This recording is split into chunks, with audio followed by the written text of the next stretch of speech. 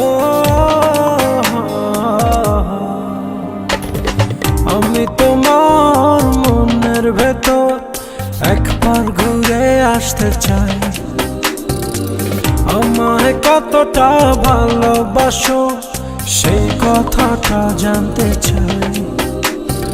ভালোবাসার যত কথা হৃদয় দিয়ে শুনতে চাই। তুমি